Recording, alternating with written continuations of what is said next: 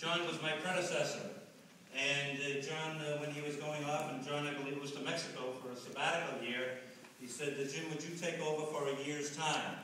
John, I've been waiting 20 years. You've been back in Mexico for 19 years. John Cavanagh.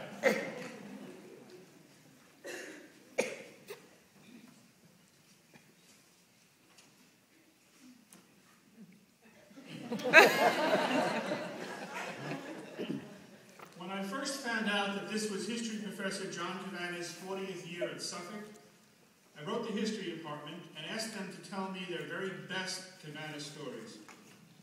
But I included in my note the qualification that they should be appropriate for telling in front of a large Suffolk public audience. Almost everybody wrote back that the insertion of the word appropriate really threw them off. That eliminated about 90% of their good stories. So tonight I will only tell you some John Cavanagh stories. You'll still find them pretty wild, however. For example, when he was housed on the 12th floor of the Sawyer building, Professor Cavanagh used to toss things out his window with a kind of reckless abandon. It left us all speechless. Things like water balloons, or hot coffee that once hit George Cavanagh sitting at his desk 3 stories below. I think it was cooled off by the time it got to him, but nonetheless, it was pretty startling. Or banana peels. I kid you not. It was remarkable. Everyone who knows John Cavanagh well understands that this tossing of things out his window is somehow central to his character. And it's part of the reason we all love him so deeply. There is a part of John Cavanagh that never really reached full maturity. And that has made him perpetually interesting. He made the Suffolk History Department a funny and unpredictable place. He was never conventional.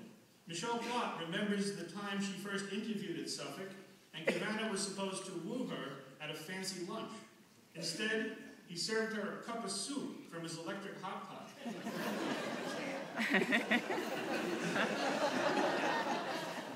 Many of us have seen Cavanagh come to a meeting, fill his pockets full of food, and leave.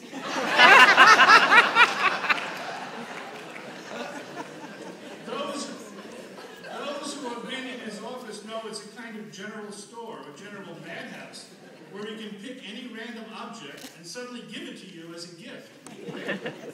And he did give many of us gifts. Maybe he gave all of us gifts, as far as I can tell. Mugs, old magazines, cookbooks, old and stale candy, unidentifiable objects, and sometimes objects of great value. He even arranged for the papers of Benjamin Lincoln, a man who he studied for his doctoral dissertation at Duke. He arranged for those to be given as a gift to the Mass Historical Society. These character traits, along with others, have made him one of the most extraordinary teachers ever to work at Suffolk. For 40 years, John Cavanagh has inspired his students and kept them laughing at the same time. Those who have had him in the classroom never forget the extraordinary Cavanagh moments. The way he would draw detailed, complex maps on the chalkboard or whiteboard of the Battle of Gettysburg, for example. So startling and perfect that no one would erase them for weeks at a time. Or the way he would close his eyes in front of a class and transport himself and them back in time. Or the essays he would return to students full of red pen comments longer than the paper itself. This is true. He always set extraordinarily high standards for his students, but never demanded more than he would give. Spending as much time as necessary helping any student who needed him. He was a model teacher for all of us in the history department. We all felt it was a great privilege to have him as a colleague.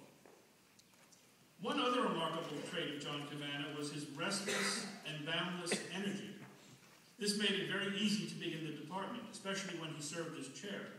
Whenever John asked anybody to do something, all you had to do was wait. The impatient Dr. Cavanagh would always complete the task for you in the next 10 minutes. Right at the beginning.